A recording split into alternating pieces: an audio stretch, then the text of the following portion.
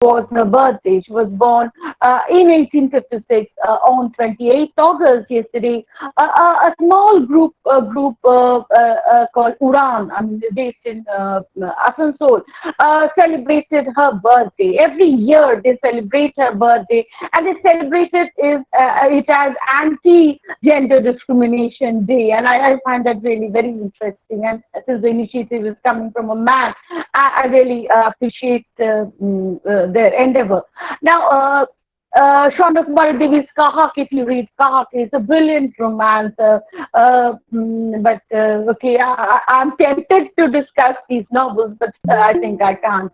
Now, in Sneholata Bapalita, this is one of her less discussed works. But here, in this novel, Shonda Kumari Devi examines the predicament of a widow. This widow falls in love with her own cousin and eventually commits suicide. Now, in Kahake, we notice an unprecedented assertion of a woman's right to love a man of her choice, though in the end, that parental choice happily coincided with the girl's own choice. Now, Meruna Murmu, another historian of women, has dealt at length with Kahake. If you are interested in her essays on Kahake, and also her book, Words of Her Own, I think that's the name of her book, recently published by Oxford, you'll find a very elaborate discussion on Kahake. Now, in 1876, the same year, Shona Kumari Devi wrote her Deep Nirban, Nawab Faizun Nisa wrote Roob Jalal, the first full-length literary piece by a Muslim woman. Written in a semi-autobiographical mode, Roob Jalal addressed issues of polygamy, female sexuality, honor killings, and gender stereotyping. Now, as we know that, yes, the Bengal Renaissance was dominated by men, elite men, Hindu elite men, women, Muslim women, subaltern women were just outside the purview of the Bengal Renaissance. But it is not that they did not have anything to contribute to this big phenomenon, to the literary efflorescence that characterized the late 19th and early 20th centuries. Yes, Nawab Faizun Nisa was one who wrote a very interesting novel. The same year, Shona Kumari Devi wrote her Deep Nirban. But we hardly discuss this novel. We hardly read this novel. Women were marginalized, but Muslim women were doubly marginalized. Okay. Now, while I highlight women's acts of rebellion against marriage and conjugality in women's novels, I wish to point out that none of the above authors, the novelists that I mentioned, were self-avowed feminists. Onurupa Devi and Nirupama Devi have been consistently appreciated by critics of their own time for their celebration of the ideals of Sotitva and Patibrotto, and played down by feminist critics of contemporary times for their zealous adherence to the patriarchal moral code. However, a close reading of Onurupa Devi's novels and short stories indicates both Onurupa Devi and Nirupama Devi's novels and short stories indicates that yes, they did uphold Sotitva and Patibrotto, but there was a difference. Mutual respect and fidelity, reciprocity, and not unilateral commitments were posited as the indispensable bedrocks of conjugality, in the absence of which marriage was a sham and could be dissolved. This was the message that comes from their novels. Now, Nirupama Devi, a child widow, lived a life that was apparently conformist, but she depicted the remarriage of a widow in her story Prayashchitto. She did not remarry herself, though supposedly Sharachandra Chattopadhyay was in love with her, and she might have reciprocated his feelings. Now, Now, Shita Devi and Shanta Devi, they were graduates from Bethune College and they were daughters of the famous Brahmo reformer, the editor of Prabhashi Ramananda Chattopadhyay. They had had love marriages themselves, but they did not publicly agitate in favor of women's rights. Their novels foregrounded powerful women protagonists who combined a quest for self-reliance with a craving for romantic fulfillment and the assertion of choice in marriage.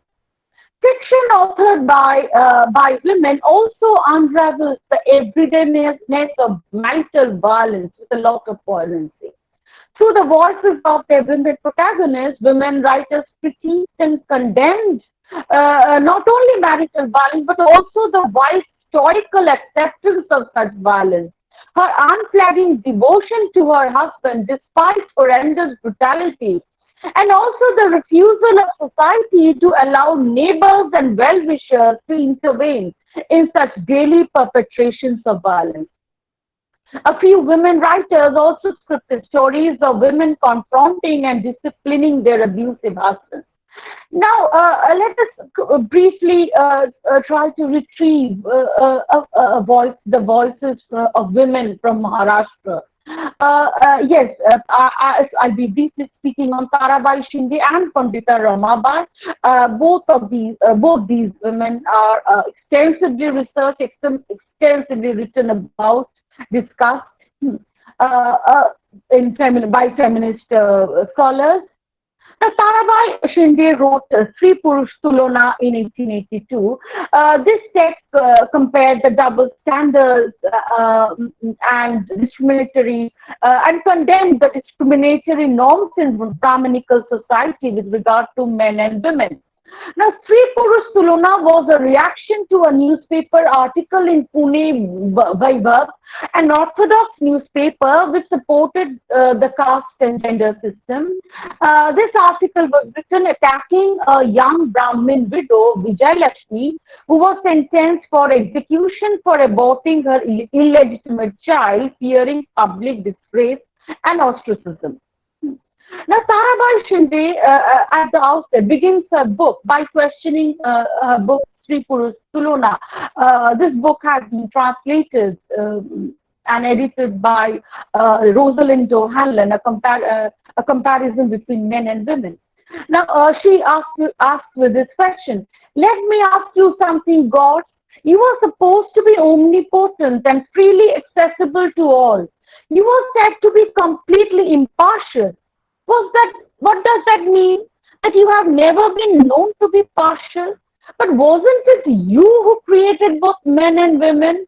Then why did you grant happiness only to men and brand women with nothing but agony? Your will was done, but poor women have had to suffer for it down the ages. This book also criticized the caste system, denial of education to women, polygamy, widow remarriage, and many other practices which exploited and oppressed women. The high caste Hindu woman, a treatise that Pandita Ramabai penned in 1887, has been hailed as a feminist manifesto of colonial India. It is seen as a milestone in the evolution of Ramabai's feminist consciousness, an index of her conversion to feminism. It was an acerbic expose of the plight of the high caste Hindu woman, a diatribe against the oppressive and blatantly discriminatory norms of a Brahmanical patriarchy. Ramabai's Street Hormone Niti, which was published a few years before the high caste Hindu woman,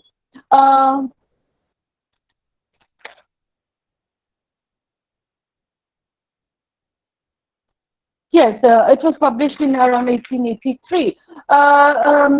Was apparently the typical 19th century manual on the duties and responsibilities of a wife, scores of which were written by Marathi and Bengali women and men and women in this period. There were, however, even in this text, apparently conformist text, a text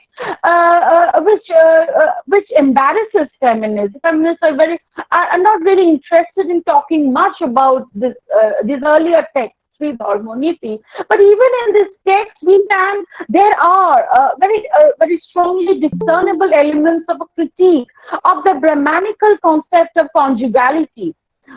In this, Ramabai argued in favor of a delayed marriage, emphasized the matching of qualities as the only criterion for choice, and posited mutual choice as the most desirable mode of entry into marriage, and mutual love as the only foundation of conjugality.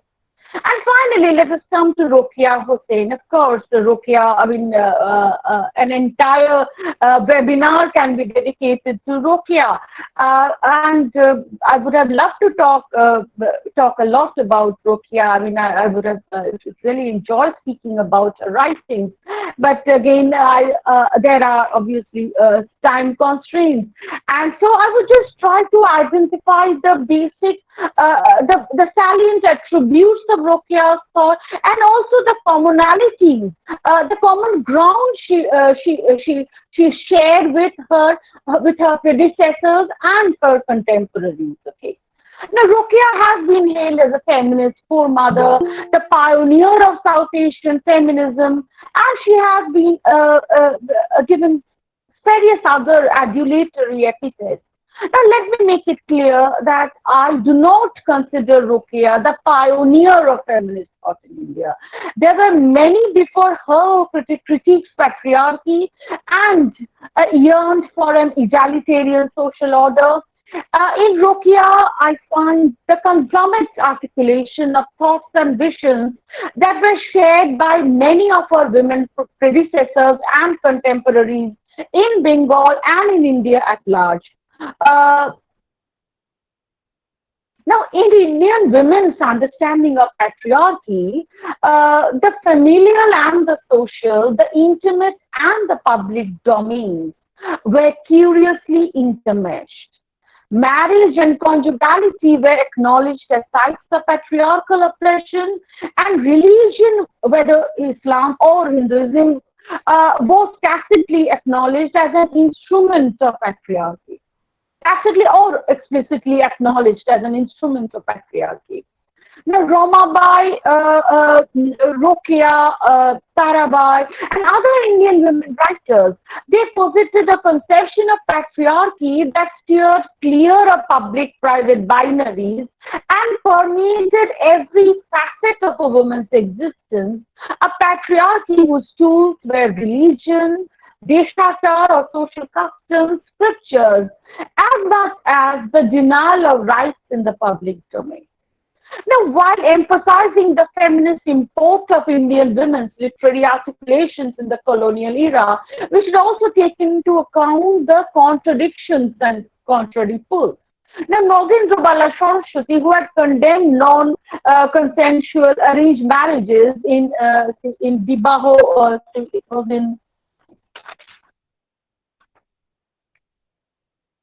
in Dibaho, in Garosto Dharmo ba Nari Dharmer Porishishto. No, sorry. The earlier work was Proyojoniyo Prarthona. Yes, sorry, I'm very sorry. And the subsequent work was Garosto ba Nari Dharmer Porishishto. Yes, in Proyojoniyo Prarthona, Nagendra Bala had condemned non-consensual arranged marriages, but she adopted a diametrically opposite stance in her Garosto ba Nari Dharmer Porishishto. This was published in 1904. She wrote that the system of marriage based on mutual choice was not conducive to happiness. Non-elective infant marriages were ideally suited to her society. Just a complete volte face, a complete reversal of stance. Okay. While Rokeya criticized, again, we noticed this in Rokeya also, these contradictions. Rokeya criticized the Porda system in Oborod Bashini, showing how it dehumanized women and denied them education, healthcare, and the benefits of social intercourse. But she was defensive of Borkha in her piece, The Borkha. Again, while she did talk of women's self-reliance, she advocated women's education as a precondition for an enhanced domestic role in her Shugrihini. Such contradictions, however, were typical of most women writers of her time. Pandita Ramabai, as I've already pointed out, shared the same ambivalence. There was a shift of stance between a kind of journey between her earlier book, Street Harmonity, and her later work, The High Caste Hindu Woman. We should therefore engage in a more complicated reading of all these texts, identifying the complicity latent in subversion and also the resistance implicit in conformity.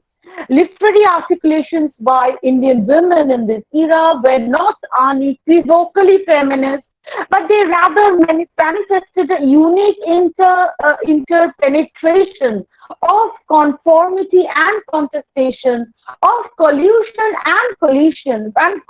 with patriarchal modes, and of a possible overlap of the feminine, feminist, and female forms of self-articulation. I borrowed these from Ellen Showalter. I mean, teachers, students and teachers of literature, they are very well aware of this particular classification of writings, women's writings by Ellen Showalter. What I want to say is that in the Indian context, in the case of Indian women's writings, we cannot neatly categorize or divide women's writings into these various phases, coming one after the other. There was an overlap of all these.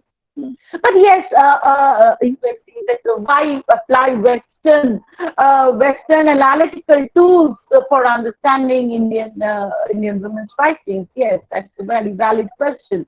Dichotomizing the public and the private and constructing the binaries of the home and the world are strategies adopted by patriarchy to ensure its domination over women. Patriarchy has traditionally deployed these dichotomies to confine women within domesticity, motherhood, and other roles and activities considered trivial and unimportant, and prevent women from participating in the realms of politics, diplomacy, statecraft, and other significant forms of activity. The public and private are hierarchized in a way that makes the male-dominated public domain superior and more significant than the private fun peopled by women. Such hierarchies of space and activity are naturalized and subtly injected into a woman's consciousness through a process of ideological indoctrination.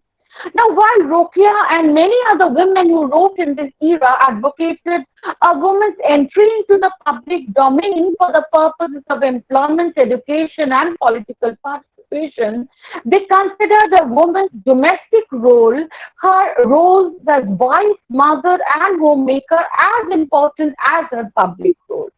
Such attempt to harmonize the woman's public and private roles was indicative of the Indian feminist unique way of handling the public-private dichotomy.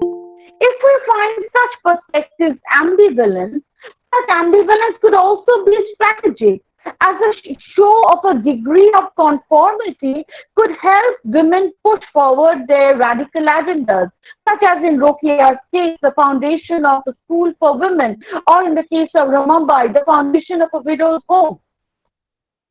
Finally, I wish to point out that women who wrote about women's issues in this time did not restrict themselves to women,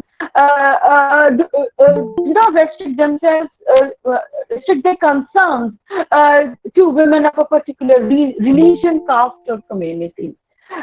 Rokeya's Stree Jati, for instance, was not constituted by Muslim women alone. Rokeya repeatedly compared and contrasted Muslim women with Hindu and even Brahmo women. She even drew English women within the ambit of her discussion. She was keen to note the specificities of women's lived experiences in various contexts, and at the same time highlighted the common ground they all shared. In her writings, an acknowledgement of the differences among women blended with the ideal of a global sisterhood. In her writings, Rokeya, in her various works, she continuously moved from one group of women to another, and pointed out that despite the apparent diversity in their lived experiences, they shared the same plight within a patriarchal order. As Sohika Sharkar rightly observed in 19th century early late colonial Bengali women's writings, there was increasingly a remarkable fusion of horizons that denied borders between communities. Yes, that was very true of Prokia. Further, there was a considerable exchange of ideas between and among women who thought and wrote in this time, and supportive linkages were forged among women across regions to counter a patriarchal backlash. For instance, Ramabai's feminism has sparked off a war of words between Rabindranath Tagore and his elder sister Swarna Kumari Devi.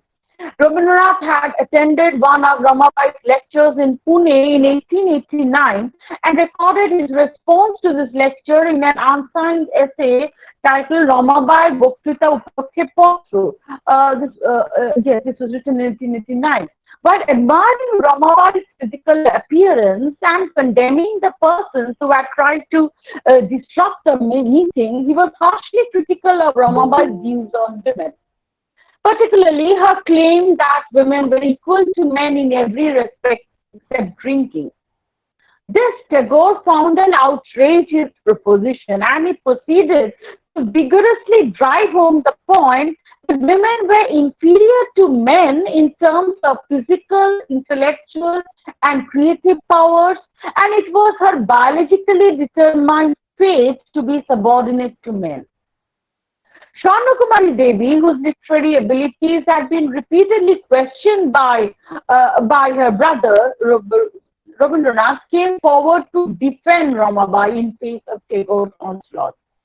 Swarna Kumari Devi's rejoinder in defense of Ramabai reveals that the cultural milieu across regions were interconnected, and we can notice the emerging contours of a trans-regional female counter-public sphere. A female counter-public sphere was burgeoning in the print media, in which women, regardless of their community affiliations and regional locations, were scripting their protest against a patriarchal moral regime, and were also forging supportive linkages among themselves to counter patriarchy. Now, what is meant by a counter public sphere? This is a coinage by Nancy Fraser. A female counter public sphere is a public parallel discursive arena where members of subordinate social groups invent and circulate counter discourses, which in turn permit them to formulate oppositional interpretations of their identities, interests, and needs, and offer a means of support and collective resistance. That's why, taking into account women's political and organizational activities in the public domain in the early decades of the 20th century, we can more aptly locate the contours of a feminist movement in Indian women's literary tirades against patriarchy. Thank you.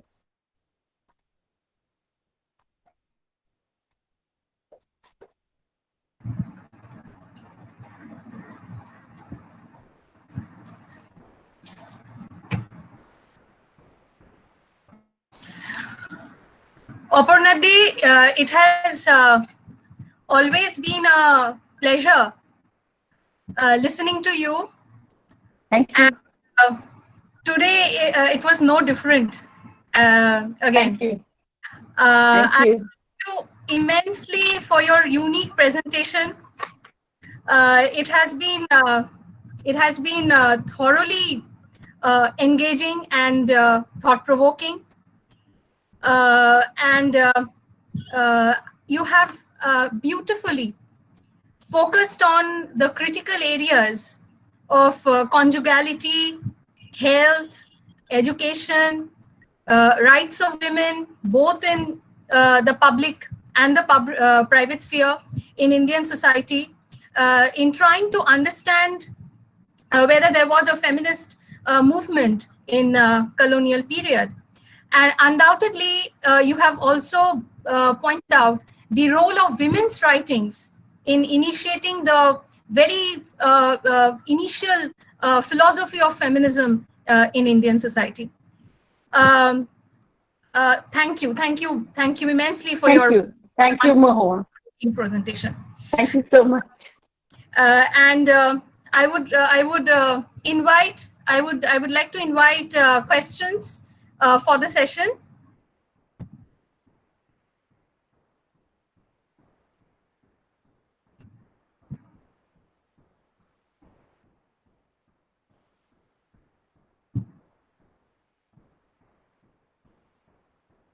Any questions? Can I ask a question to Aparna?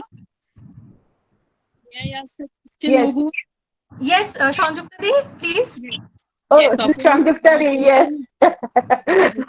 Please don't ask me very difficult questions, Shanjukta Di. Not at all. It's been a delight listening to your paper, as it was a delight reading your book. And as always, you contribute something to my knowledge. I would just ask you that when we are assessing the feminist movements in India and women's movements in India, these women's movements have dealt with a whole range of life issues. Yes. And whereas feminist movements would involve fighting for women's rights only. Yes. So a movement would imply not just an individual writing, but also a group of people getting together to change things. So in terms of purely feminist movement, could you just say a few words for our students and for all of us here? No, actually, yes, you're right. We should distinguish between the women's movement and the feminist movement. Not all women's movements were a feminist movement. Okay. There should be a conceptual and analytical distinction between women's movement and feminist movement.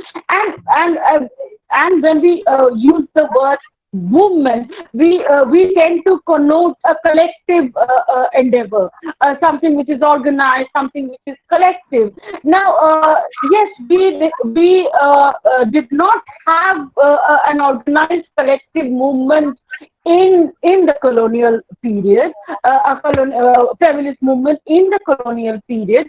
We had organizations coming up, organizations being built by women for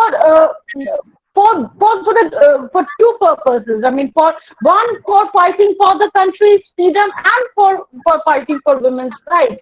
But then, as I have pointed out, and historians have many other historians, Shomita Sen, Geraldine Fox, they've all pointed out that the nation took precedence over women's issues. Okay, so a lot of women built organizations, and a lot of women participated individually in various strands of nationalist politics. But that participation per se was not feminist participation. Okay. Yes, we do not find the kind of organized collective movement that we find in the West in the 19th century or in the early decades of the 20th century, the movement for suffrage. But if I would try to look at, a kind of feminist consciousness, a kind of feminist articulation, a feminist resistance in women's writing. I mean, of course, it cannot be called a movement, but then, yes, kind of a feminist engagement with patriarchy, a protest. That would be my answer. Yes, you're right. I mean, we should be very clear about these concepts. And the students should be very clear about these. I mean, students, there should not be very much confusion in this regard. That was a very, very lucid answer, and I'm sure our students will benefit from it. I think there are some comments, also very good comments coming up with Mahua, if you could also read them out for us. Yes, Shantrupta Di. Actually, there is another question also. Shall I take up the question first? Yes, sure. Yeah. So, Aparna Di, there is a question. In recent years, the term womanism has gained popularity against the term feminism. Historiographically, where do you locate the beginning of the term womanism? This is the question. But I think, as far as I know, this term was coined by Alice Walker. No, Alice Walker, the black feminist Alice Walker, the author of the novel *Colored Purple*. So feminism. I mean, as far as I understand, okay, feminism to the black feminist was a colored phenomenon, something which was meant for white women. Okay, so womanism. I mean, they coined black feminists coined this term womanism, which was supposed to be more comprehensive, which was supposed to take into account the experiences of black women as much as of white women. Something which was more holistic and more. I mean, it was more widely in. I mean, compact was wider. I mean that was, I think that was what I understand, and also there was a kind of a religious undertone in this concept. I mean, there was a kind of a spiritual dimension of this concept of womanism, and I'm not really in a position to talk much about womanism. I admit that I know I do not know much about womanism, but yes, it can be. Like Joya Mitro, our own activist, Bengali author Joya Mitro, an activist, and she's also an environmental activist. She, I think, prefers to use the term womanism, but I don't know. I mean, what she exactly wants to connote by the term. So I think the term can be used in different ways, and it may have very different kind of connotations, mean different things to different persons. So I mean, feminists love to coin newer terms, and they love to experiment, and they love to find more and more appropriate words that would convey what they want to say. So this goes on and on. I mean, so we should welcome this process. Aparna Di, there is another question. Do you think there is any real difference between feminism and radical feminism? This is the question. Radical feminism is a strand of feminism, as you know, as students should be knowing if they are students of women's studies. I don't know. Is it a question asked by a student? Then, okay. Okay, but yes, radical feminism is one very significant strand of the feminist movement in the West. Okay. It has its own specific attributes. So, as I said at the outset, the radical feminist, it doesn't believe in the private-public dichotomy. It was the first, the radical feminist first questioned the public-private dichotomy. They first talked about sexuality, about the patriarchal control over sexuality. It was the radical feminist who coined the slogan, "The personal is political." So, and they also fought for rights in the public domain. It's not that they were concerned only with sexuality, with conjugality, with the family and all. But yes, there were also very strong movements for rights in the public domain, like right to equal pay, right to abortion, etc., etc. And this movement was concentrated in the USA, but then it spread to other parts of the wide world. And it was radical feminism which was one of the biggest sources of inspiration for Indian feminists, and the kind of the initiatives that Indian feminists began taking in the 1970s for setting up